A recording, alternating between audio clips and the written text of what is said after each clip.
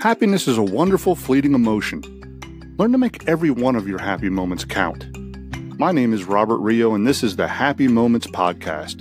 Every Monday and Friday, I bring you a brief, to-the-point episode, not only about how to find more happy moments, but to make those happy moments count.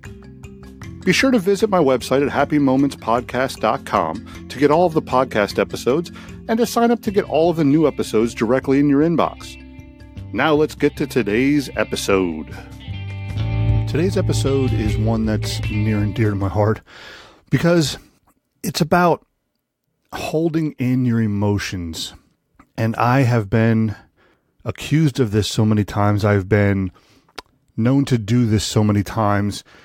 And it's terrible for you. It's one of the worst things you can do is hold in your emotions, especially negative emotions. It's terrible. Physically, mentally, it's one of the worst things you can do. And unfortunately, most of our lives, we're taught, we develop these habits and we're taught and conditioned over our lifetimes to not necessarily handle our emotions, but to block and avoid them. And it's not really a good thing. When we begin to even feel emotions, what pops into your head? What kind of phrase pops into your head? Suck it up. Get a grip. Get over it.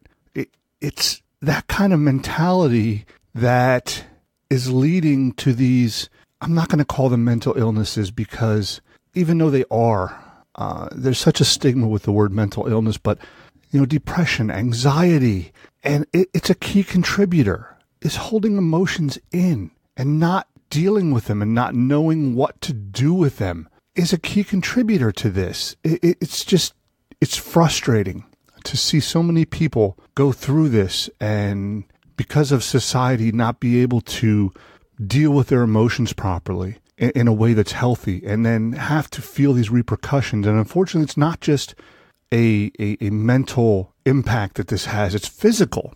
I mean, imagine what this is like. Just imagine when you're in your vehicle and you're pushing both the gas pedal and the brake pedal at the same time. What happens? You're creating such a force.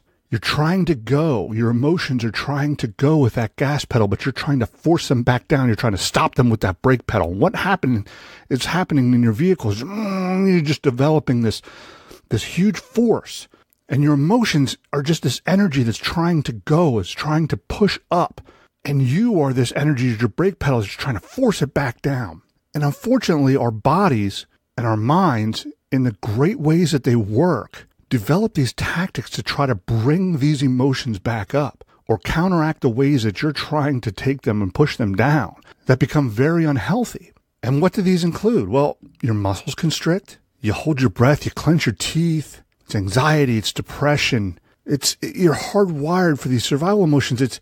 It's headaches, it's heart disease, it's intestinal problems, it's autoimmune disorders. There's so much associated with this that could happen in the long run, depending on the severity and length of time that you're holding these emotions in and these feelings, and it's just not right. So what happens? What happens when over a period of time you hold these emotions in? Physically, what happens to you? And comment to me if you feel some of these, and comment to me if you feel more than these. Your stomach, it ties itself into knots. Your stomach, you get chronic stress. So these unresolved emotions can cause chronic stress. What it does physically is it triggers your sympathetic nervous system's fight or flight response. Your body's trying to do something. It knows that there's something wrong and it's trying to trigger its fight or flight response. And what this does is it slows down digestion. You get gaseous, you get bloated, you get constipated. Sometimes you throw up. You may get an ulcer in the long term. Physically, this is terrible in your stomach. Have you ever felt your neck and your shoulders tighten up? Head and neck pain, one of the most common effects or symptoms of holding in your emotions, mainly because you tighten your jaw. You tend to tighten your jaw. When you're holding stuff in, you tend to tighten your jaw. Headaches and migraines come right along with that. There's what's called corrugator muscles in your forehead, like right between your eyes. They tighten in response to emotional stress.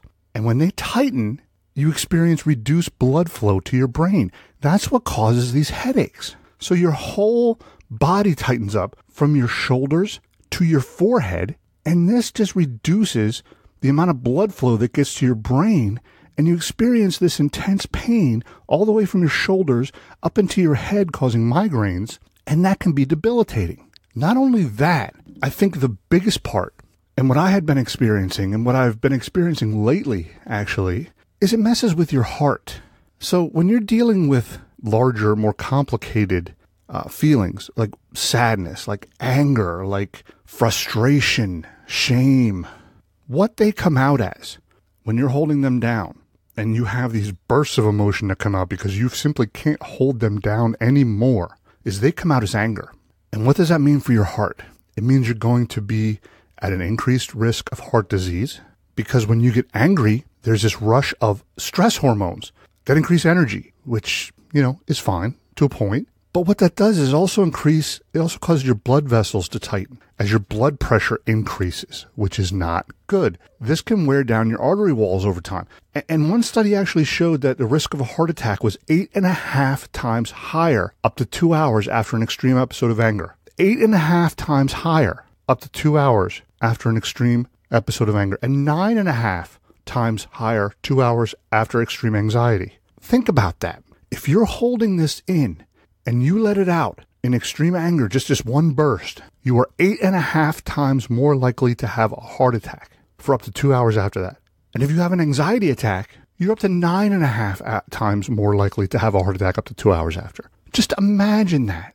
And there's even some data that shows that people prone to anger in general are nearly 3 times more likely to have heart attacks than those with low anger, because it's simply your blood vessels are tightened and your blood pressure increases constantly. It's terrible for your heart.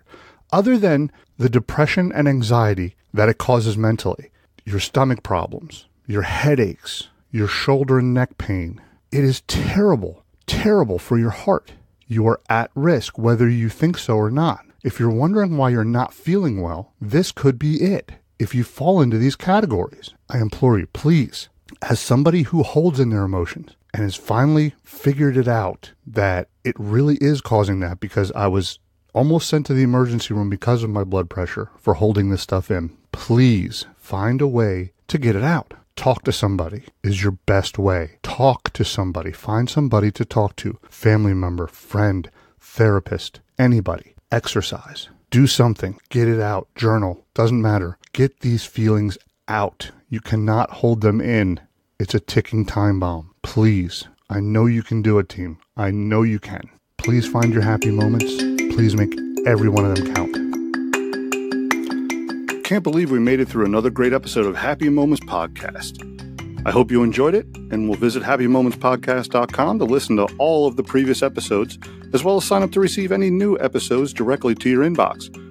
You can also share your own happy moments with me on the site. Also check out the Happy Moments Facebook group to learn more and share more information with other listeners. Follow me on all social media at Happy Moments Podcast and Happy Moments Pod. And until next episode, remember that happiness is a wonderful, fleeting emotion. So make every happy moment count.